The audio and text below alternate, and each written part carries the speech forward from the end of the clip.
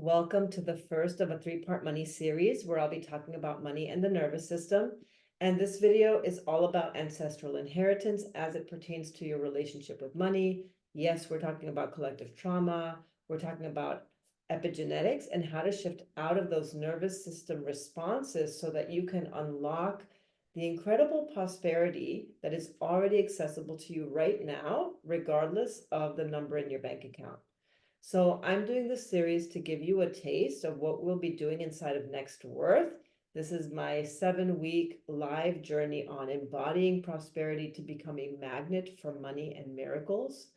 And we'll be incorporating somatic practices, hypnosis, creative exercises, ritual magic, and just really practical action steps to feeling safer and more confident receiving, holding, and managing your finances joyfully. And if money mindset has fallen short of your needs and expectations, if you're wanting to experience cellular level change through hypnotic, somatic, and magical practices, but you also want to balance it with some of the practical steps to building tangible prosperity, then you're going to want to take advantage of this really unique group offer. And I've included the link to the information page in the description, comments, and of course, you can reach out to me directly if you have any other questions. So if you're hanging with me, if you've been hanging with me for a while, you know that the nervous system is the mitigator of your ability to do, be, and have most of what you want, including financial well-being. So, what the data shows is that even women, for example, this particular study was about women, even women making 275K a year say that they lack financial confidence or still feel haunted by the fear that it's not enough. And, in my head, I'm like, why have resources if you're not stewarding them joyfully, if you're not fully experiencing the abundance, or you don't feel grateful for them, you're not fully letting them in, what's the point, right? In contrary to what most people think, more money doesn't solve that problem, right? After people have their basic needs met, then it doesn't. But of course, if your basic needs are not met, then definitely more money is going to solve that problem. But once needs are met, you won't increase your income or move towards greater prosperity unless you raise the upper limits, increase the capacity of your nervous system. So when you experience upper limits or limits on your capacity to receive, your nervous system is not working against you, right? It's not self-sabotage. You've just encountered old learned fear states that are likely outdated and no longer relevant. And the thing is that these are so subtle that we are not able to detect them unless we are really, really paying attention, right? If we're really attuned to what's happening in our nervous system. And of course, what's happening in our nervous system is informed by, possible traumatic events experienced by your ancestors. This could have been personal, it could have been collective, historical. And let's be real, like we don't exist in a vacuum, right? What a lot of mindset folks or money mindset folks don't talk about are the sociopolitical realities of money that have impacted your ancestors and how they now impact your capacity to receive, hold, and manage money, right? Money is a resource that helps us meet our needs, right? When you don't have it, it's possible that you may experience physical and emotional stress because of limited access to resources. It can contribute to illness, physical and mental. And, the reality is that wealth has been concentrated in whiteness, in elite status, in maleness. There are groups of people, namely people of color, women, who have been historically and systematically barred from accessing wealth, right? Often, in violent ways. Money has been corrupted. It's been used to dominate people, groups of people, and even countries, right? Any war is evidence of this. Money has been used to exploit, harm, destroy, and money is therefore overcoupled with trauma, which is why it's so charged in the body. And what we carry in our body, right, in relationship with money are four levels, right? Four levels of trauma. So there's the big T trauma, right? Which happens when we don't have the capacity to fully process an experience, right? It's like this event that impacts us, that overwhelms the system. We're not able to process it. We get stuck emotionally and energetically. So there's this incomplete loop in our body. It's unmetabolized and unprocessed, right?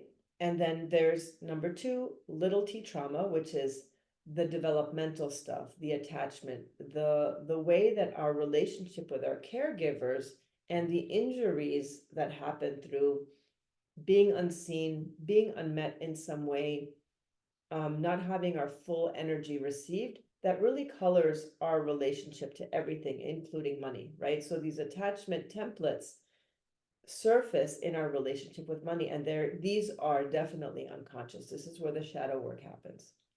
Then there's collective trauma. It can be based on, race, your gender, your sex. It could have been in the past, right, in your early life. It could be in your ancestral history. It could be in the present, right? And what we don't often realize is that, even though our minds, we look at other people and maybe we feel separate from other people in some ways, when things happen to groups of people that we identify with, right? Let's say I may identify with queer people or with Puerto Rican people. When something happens to a group of people, it happens to us. Our bodies understand unity consciousness, not separation. So when something happens to a group of people, let's say police brutality on brown bodies, it ripples into all the bodies of the people that identify with the people being brutalized, harassed, killed, etc. Right? So we are experiencing the impact of those traumas, whether they are subtle, whether they, knock you out for a couple of days or weeks or months, right? That is a real thing. So level 4 is ancestral. This is the epigenetic stuff. These experiences live in our DNA. So I want you to consider this for a moment. The egg that you came from was originated in your grandmother's body because it existed in your mother's body when she was 4 months in utero, right? So you as an egg were bathing in the stress water of whatever your grandmother was experiencing, which in my case was post-World War II Germany. My grandfather had just been shot in the face, right? They experienced real scarcity, real hunger, although my family had a small plot of land. They had some animals that fed them, right? They were the lucky ones. But your family may have been different, right? They may have lost, I don't know, they may have lost their land or their crops in a hurricane or a drought, right? Potato famine. Land or resources may have been stolen from them or may have been kept from them through colonialism or slavery, right? They may have experienced feast and famine cycles, or may have had to make personal sacrifices like staying with an abusive partner, which many women had to do in order to have some form of financial stability, right? Maybe families were separated because one parent had to go to another country to, find another means of income, right? So that impact lives in your body, right? And the impact of, some food scarcity in my family, for example, that lives in my body. And it's something that, you'd be surprised to know maybe that like has led to overeating. um my cells have a memory of some form of deprivation with food, and it's something that I have to constantly work on, right? It's very, very deep, and it's like every year it gets better, but it's a process.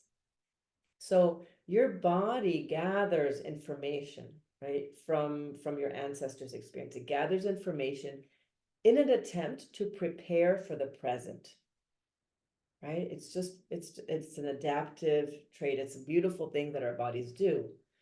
But what you need to know about generational and collective trauma and epigenetic transfer is that you inherit behavior from your ancestors based on trauma that are not adaptive to the life in the present, right? They're an attempt to be adaptive, but they're actually not. It doesn't, I think bodies don't really take into account like how how the collective evolution or technological evolutions and how that changes our lives in the present, right? Modernization.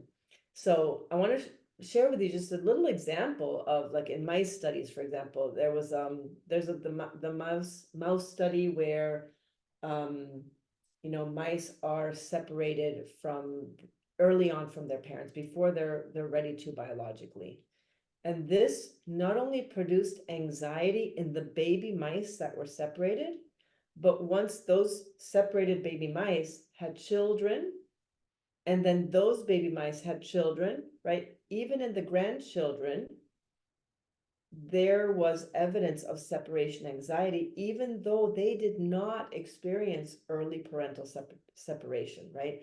And this can go on much longer than 7 generations. I think those studies have been, they keep seeing it, and it shows up in different ways, in slightly different forms of separation anxiety, but it's there.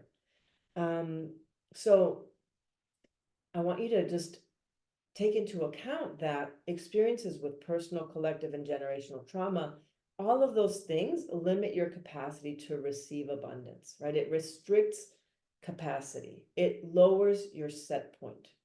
So capacity is used in trauma healing work as, conceptualized as the ability of the nervous system to deal with situations, to demonstrate a healthy stress response, and then to regulate back to a safe and social state in sort of a natural flow, right?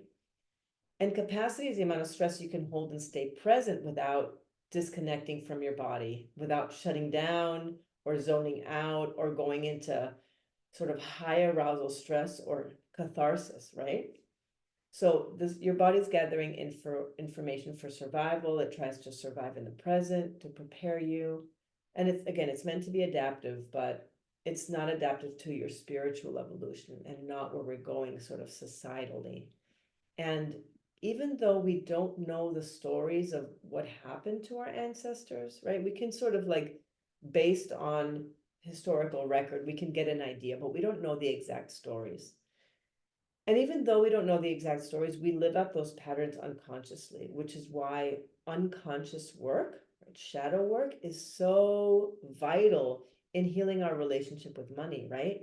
Because what our system experiences as unfamiliar is automatically categorized as unsafe, right? So if you grew up in poverty, but you are now making money, that unfamiliarity of this new found wealth is going to be unfamiliar in your system. And it's going to kind of like, it's going to be a confrontation to your system. Or if there was instability with money in your family of origin, stability is going to be unfamiliar and therefore threatening to your system.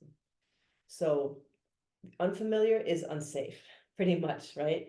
We either go into hyperarousal, which are anxiety states, or we go into hypoarousal, which is sort of more of a freeze or disassociative kind of experience, right, of the nervous system.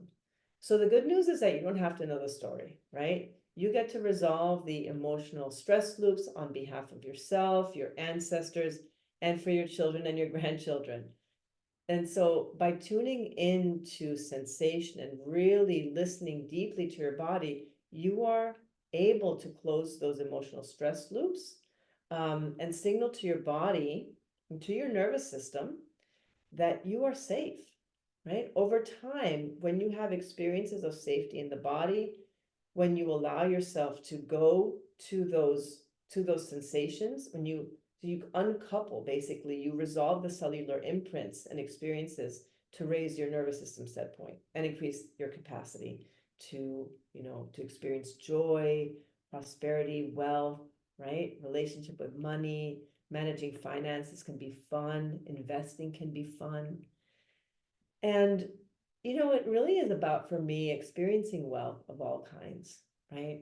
All different kinds of wealth, relational wealth, temporal wealth, just being out in nature, environmental wealth. There's so much all around us. We're swimming in it, really. And, even though you may have already birthed your children, right? The epigenetics have been set. They've inherited what they're going to inherit.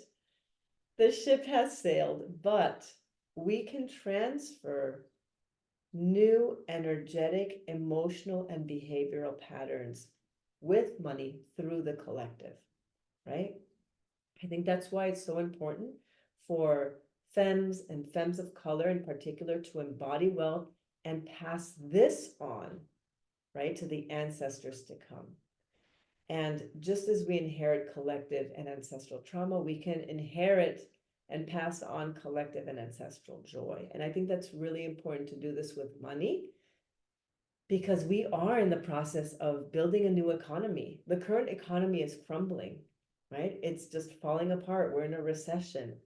Like, groceries are the new luxury. Like, what the hell is that? And so in Next Worth, we aren't just working on mindset. I'm offering a full body, multidimensional experience to upgrading your nervous system. There's mindset, hypnotic meditation, somatic practice, creative activities, shadow work, ritual. So it's a collection of the most potent material to facilitate the release of cellular level money trauma and infuse your system, right? So there's a release, but then we like input a new story, right? You infuse your system with states of prosperity in the here and now that are not dependent on external circumstances. And that's like, by directing your nervous system to access those states of prosperity internally, source is uncoupled from money, right? Because we see money as our source, the source, the resource. But you thereby, by having source internally accessed, you heal those unhealthy attachments to money as you regulate your nervous system in relation to money, right? So you experience more enjoyment, more peace, more fullness, more abundance, more prosperity, that sense of trust that you are held, that no matter what happens, like, there's enough, there's always enough, right? That's a kind of peace that not a lot of people feel with money. And it's really transformed my life. And as if that wasn't already a beautiful enough result, I'm also going to offer you a free financial needs analysis and a tailored comprehensive strategy with me, which means you get a personalized roadmap to where you want to go, right? Where you want to go financially, complete with a financial education to increase your sense of confidence with money. So stay tuned for part 2 of the series, which is about unlocking your body's ability to magnetize money. And I look forward to seeing you there.